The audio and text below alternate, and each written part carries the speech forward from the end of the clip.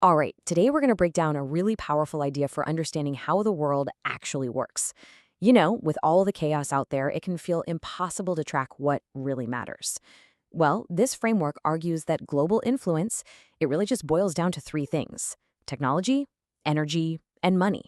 That's it. Let's dig into how they all connect. So, let's just start with the big question, right?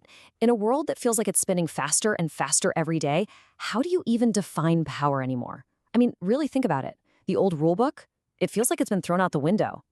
And here's the thing. The reality is, we are living through a huge, historic shift. For decades, things were, relatively orderly, predictable. But now, disorder is on the rise. You can feel it.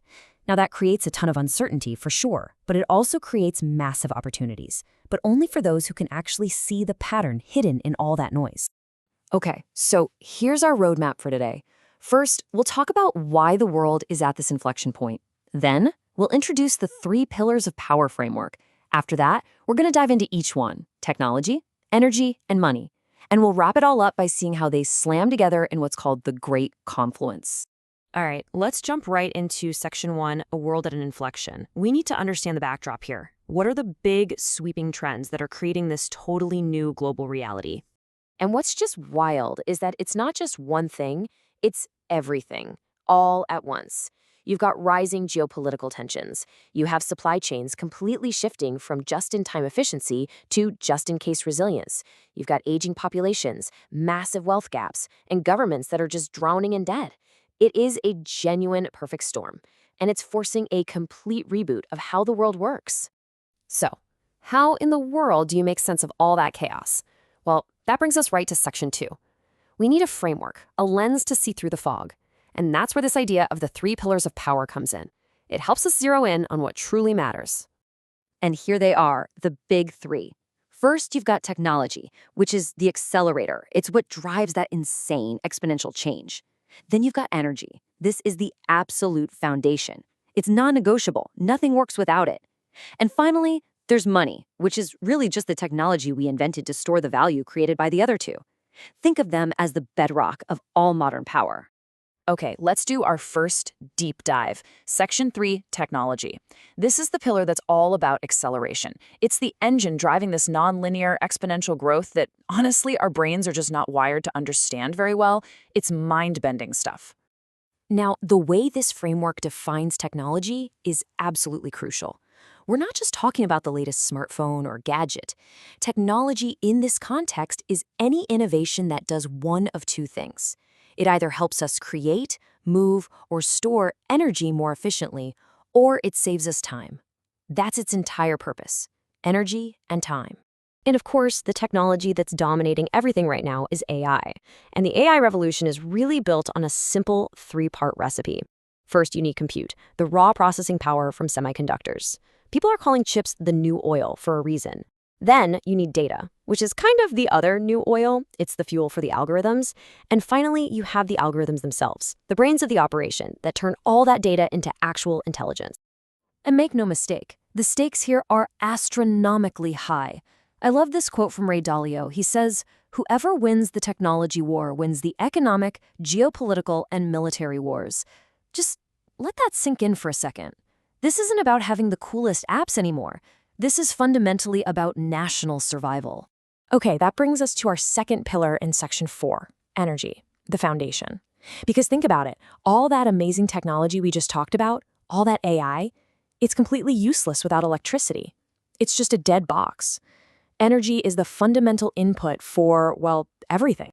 Honestly, you could argue this is the most fundamental pillar of them all. I mean, from our own bodies to the entire global economy, literally nothing happens without an energy input. It's that simple. And historically, access to cheap, plentiful, and reliable energy has always been a cornerstone of national power. And right now, our demand for energy isn't just growing, it's absolutely exploding. And you can point to three massive drivers. First, we're bringing energy-hungry manufacturing back home. That's reshoring.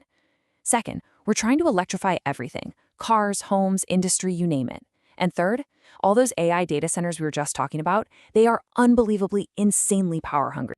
Now, you'd think that as we get more efficient, we'd use less energy, right? It seems logical.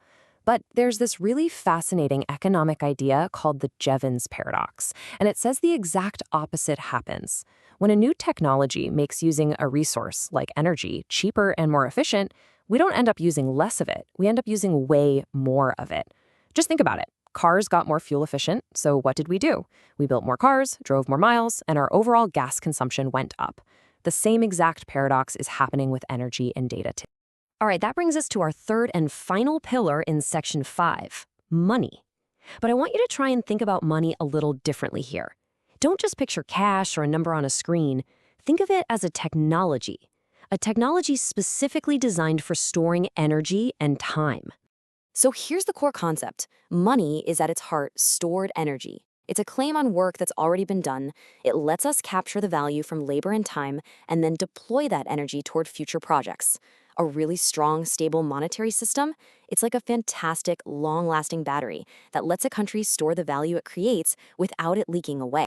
So how is this battery actually controlled? Well, it comes down to three main levers that you hear about all the time. You have the price of money. We know those as interest rates. You have the quantity of money, that's liquidity, or how much is sloshing around in the system. And then you have the exchange rate, which sets its value against other currencies, which is why US dollar dominance is such a huge deal.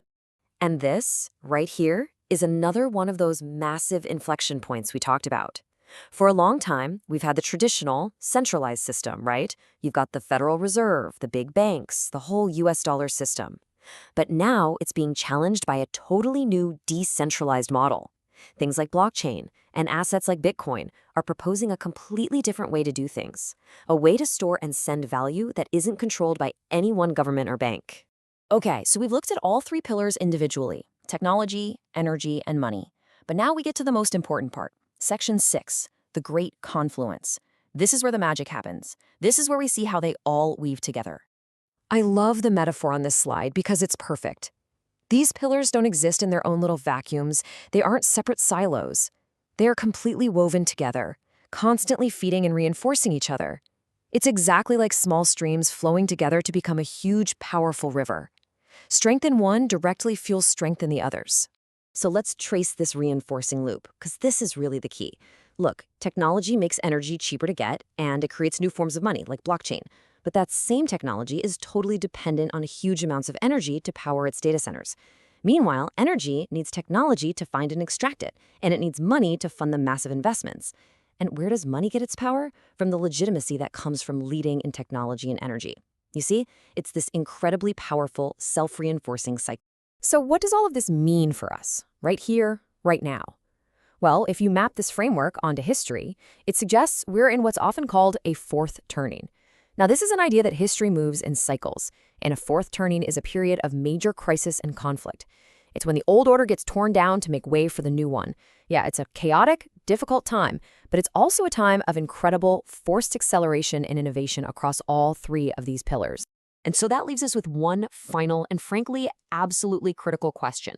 As this period of disorder eventually gives way to a new world order, and it will, the rules of that new system are going to be written by whoever dominates these three pillars. The great game of the 21st century really comes down to this: who will control technology, who will control energy, and who will control money.